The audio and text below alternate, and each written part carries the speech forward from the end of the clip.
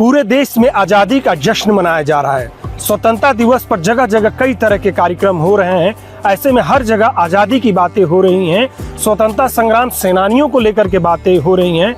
ऐसे में मैं आज खड़ा हूँ छत्तीसगढ़ की राजधानी रायपुर स्थित कचहरी चौक के पीछे वाला जो ये एरिया है, आप देख रहे होंगे, ये खंडहर नुमा आपको ये इमारत दिख रही होगी। काफ़ी प्राचीन ये इमारत है। छत्तीसगढ़ के इतिहासकार आचार्य रमेंद्रनाथ मिश्र इस धरोहर को ऐतिहासिक धरोहर घोषित करने की मांग वो कर रहे हैं। पिछली बार भी उन्होंने जब छत्तीसगढ़ में पीएम नरेंद्र मोदी आए थे और यहाँ पर एक ऐतिहासिक जो म्यूजियम बनाया गया, शहीद वीर नारायण सिंह जो छत्तीसगढ़ के प्रथम स्वतंत्रता संग्राम सेनानी हैं, उनके नाम पर यहाँ पर म्यूजियम बनाया गया था। इसके साथ ही यहाँ पर एक अंतर्राष्ट्रीय क्रिकेट स्टेडियम है, वो भी शहीद वीर नारायण सिंह के प्रति समर्पित है, वो भी उन्हीं के नाम पर है। लेकिन आज हम जो जिस इमारत को लेकर यहाँ पर बात कर रहे हैं, ऐसा कहा जाता है कि अंग्रेजी हुकूमत के समय 1856 में 1857 के आसपास रायपुर में कोई सेंट्रल जेल नहीं हुआ करता था, यानी यहाँ पर किसी प्रकार का कोई जेल नहीं था।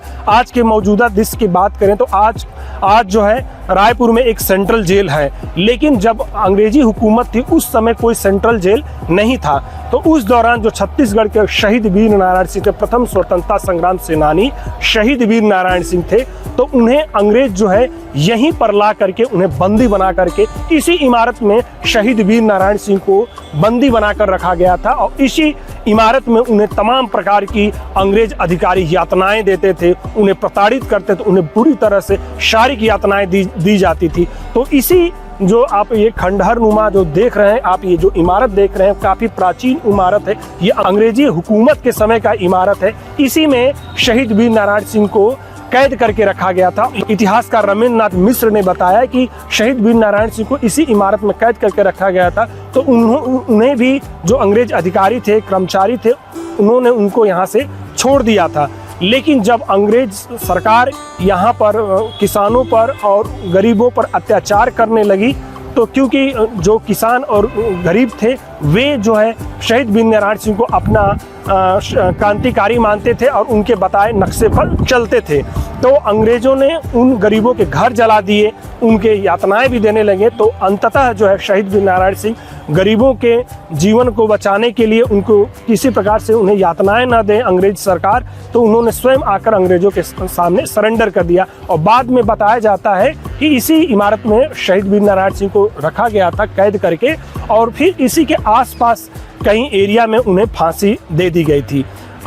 बताने वाले ये भी बताते हैं कि रायपुर के जय स्तंभ चौक के पास उन्हें फांसी दी गई थी, लेकिन इतिहासकार रमेंद्रनाथ मिश्र का मानना है कि उन्हें जय स्तंभ के पास फांसी नहीं दी गई थी, उन्हें जो है यहीं रायपुर के आसपास इसी इमारत या किसी आसपास हिस्से में उन्हें फांसी दी गई थी। आचार्य रमेंद्रनाथ मिश्र इतिहासकार हैं। इस बार के स्वतंत्रता दिवस पर उन्होंने इस इमारत को राष्ट्रीय स्मारक या राष्ट्रीय धरोहर भी घोषित करने की मांग की है। अब देखते हैं कि उनकी यह मांग केंद्र सरकार और राज्य सरकार के कानों तक कब पहुंचती है, ये तो आने वाला वक्त ही बताएगा। रायपुर से अमर उजाला के लिए मैं ललित सिंह। रायपुर की जो पुरानी जेल है उसे आप राष्ट्रीय धरोहर घोषित करने की मांग कर रहे हैं, क्या कहते हैं इस पर? भारत में अंग्रेजों का जो साम्राज्य शुरू हुआ तो 1853 में रघुजी भोसले तृतीय की मृत्यु के बाद में डलहौजी की हड़प नीति में नागपुर राज्य अंग्रेजी राज्य मिला लिया गया। छत्तीसगढ़ उसका जिला था। तो अपने अंग्रेजों ने क्या किया, 1854 से 1947 तक इस अंचल में राज्य किया।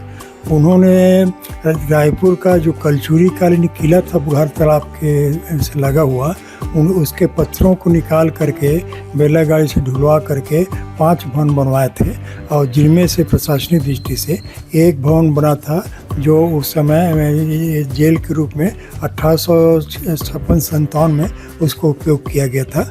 जो अभी भी वहाँ पर बैजनाथ तालाब था, पहले बैजनाथ तालाब के किनारे तीनों तरफ पानी था, उसका शास्त्री बाजार मोती बाग जो है उसमें, और एक जेल का अच्छा भवन बना था। तो उस स्थिति में नारायण सिंह को 1856 में जब लाए थे उस समय, 57 में लाए उस समय, और उसके बाद में 18 जनवरी उसे 1818 में उस समय हनुमान सिंह के नेतृत्व में फौजी छावनी में सेना ने विद्रोह किया था, तो वो तो गिरफ्तार नहीं हुए थे, पर उनके जो 17 साथी गिरफ्तार थे उनको भी इसी जेल में रखा गया था। और 4 दिन के एक मुकदमे का नाटक चला और 22 जनवरी 1858 को 17 लोगों को फांसी दी गई थी। डॉक्टर प्रभुलाल मिश्रा हम लोगों ने अभिलेखागार के स्रोत के आधार पर ये पाया है कि जेल के समक्ष उनको फांसी दी गई। और लोगों का अलग अलग विचार है कि कौन सा चौराहा होता क्या।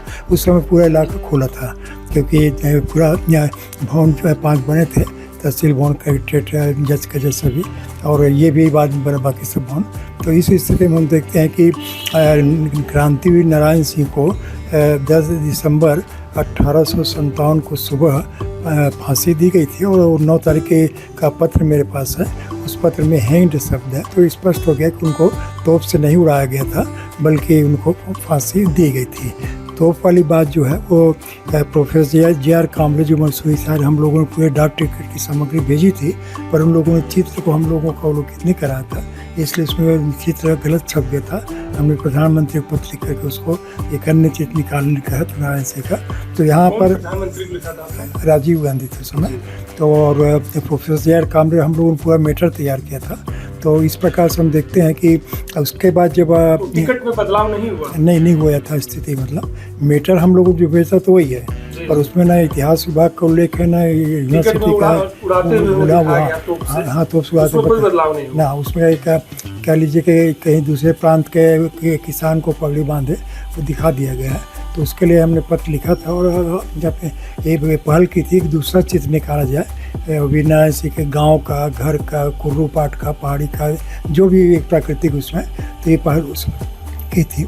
और ख़ास करके हमने 19 दिसंबर 1975 को सबसे पहले बलिदान दिवस का आयोजन किया था। 50 साल से ऊपर वर्ष चला आ रहा है और PhD भी हमने इन पर करवाया था। और हमारी PhD में डॉक्टर सुनीत मिश्रा किताब को MP गवर्नमेंट छत्तीसगढ़ ने छापा है, तो उसमें ये जो जेल का भवन है, अब 1998 में जो वीर नारायण सिंह पुस्तक प्रकाशित है उसमें भवन का चित्र दिया हुआ है। अब बाद में कालांतर में इसको जेल को लेकर मेरे को वर्तमान जेल अधीक्षक थे, उन्होंने बताया कि ये जेल जो है वो 1861 के 62 में बना। तो ये इसलिए होता है कि 1861 में मध्य प्रांत का गठन हुआ, तब तक छत्तीसगढ़ जिला कहा जाता था। तो निश्चित रूप से ये वर्तमान जो केंद्रीय जेल है वो बाद में बना। और जिस समय की अपन बात करें संतान क्रांति की, उस समय जेल था।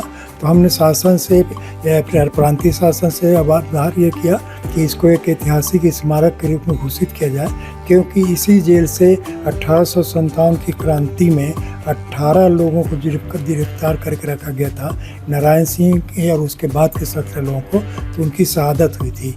मोती ये बैजनाथ तालाब था उस समय, और जहाँ पे आज मोती पोप का चौराहा है और ये खुला मैदान था चारों तरफ। तो उस स्थिति में पर यह तो इंगित के हो गया है कि जो अभिलेखागार का हम लोगों ने, प्रभुलाल मिश्रा जी हम लोगों ने अभिलेख ढूंढा, उसमें ये चीज़ स्पष्ट दिया है। और उसमें कई चिट्ठियाँ जिसमें नारायण सिंह को गिरफ्तार करने का, उनको फांसी देने का और वो जेल का वर्णन, या उसका भी वर्णन है कि कीड़े के पत्थर को ला करके यहाँ बनाया गया। तो तात्पर्य है कि अब इस पर ज़्यादा ये न करके तथ्यगत रूप से सत्य को उजागर करते हुए इसको एक ऐतिहासिक स्मारक घोषित किया जाए।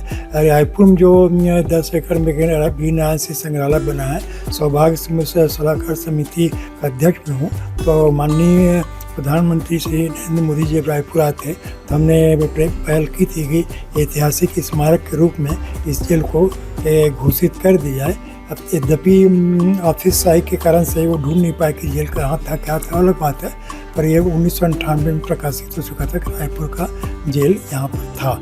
तो अभी भी ये है कि हम अपने छत्तीसगढ़ के प्रथम के शहीदों की याद में इस जेल को अभी यद्यपि जर्जर हालत में है पर अच्छा दिख रहा है। वो एक गवाह है, उसके चारों तरफ खाई है, भवन, वहाँ पर अच्छा बहुत बड़ा कुआं था कि जेल के सामने।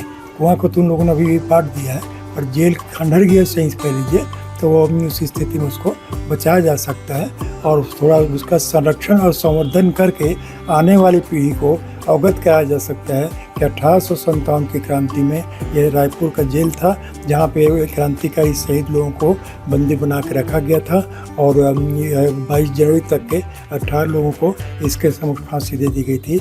और उन शहीदों का नाम, जिसमें सभी समाज के लोग थे, उनको समूलिखित कर दिया जाए ताकि लोग जान सकें कि इन लोगों ने हमारे छत्तीसगढ़ की रक्षा के लिए, महानदी घाटी और छत्तीसगढ़ की माटी के लिए अपना प्राण त्यागा। और इस प्रकार से आने वाली पीढ़ी को, आगे की आज़ादी की लड़ाई को इससे काफ़ी प्रेरणा मिली थी।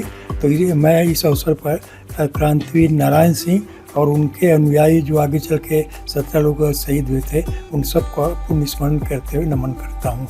और अंत में मैं ये कहता हूँ कि सुघर सुख समाए यहाँ के जूना परिपाटी में, महानदी के घाटी में और छत्तीसगढ़ की माटी में। तो यह जो जेल है वो भव्य है अभी भी, और हमारे ऐतिहासिक स्मारक के रूप में आने वाली पीढ़ी को हम इसमें खास करके पिछले वर्ष हम लोगों ने जनजाति गौरव वर्ष भी मनाया था, राज्य का 25वां वर्ष भी मनाया था। इसी परिप्रेक्ष्य में स्मरण करते हुए इसको स्मारक के रूप में बनाया जा सकता है, समृद्ध किया जा सकता है, संरक्षित समृद्ध किया जा सकता है। आप इस जेल को स्मारक घोषित करने पर और क्या पहल करेंगे? नहीं, मैं इसको जैसे माननीय मुख्यमंत्री जी को और माननीय केंद्रीय मंत्रालय में जो संबद्ध विभाग के होंगे उनको, उन सबको अवगत कराऊंगा प्रमाण सहित तथ्यगत रूप से। और इसके आधार पे, क्योंकि अभी रायपुर के बहुत सारे भवन जो उस समय बने थे, रायपुर के किला के पत्थर के, तहसील भवन जैसे सामने का एक पड़ा हुआ अंबार वो तहसील भवन का है, जिला स्तर न्यायालय भी तोड़ दिया गया है, एसपी ऑफिस भी तोड़ दिया है, कलेक्टर ऑफिस भी टूटने वाला है। तो सभी ऐतिहासिक भवन टूट जाएंगे तो रायपुर नगर में धरोहर के रूप में बचेगा। कम से कम अभी जो बचा है उस खंडहर को बचा करके हम खंडहरों के वैभव को प्रदर्शित करके लोगों को बता सकें कि हमारा रायपुर नगर गौरवशाली रहा है, त्यागी बलिदानियों का शहर है। और 1857 की क्रांति में जो ज्वाला जली थी, उसके लेकर 1947 की 15 अगस्त 1947 को या आधी रात के बाद आज़ादी मिली थी। तो उस उजाले में हम लोगों ने आज़ादी को पाया, देखा और खुले आसमान के नीचे खुली सांस लेकर के आज हम तक विकास को आगे बढ़ रहे हैं। आपके राज्य की खबरें, आपके शहर की खबरें सबसे पहले जानने के लिए देखते रहें अमर उजाला। चैनल को सब्सक्राइब जरूर कर लें और पाएं हर अपडेट।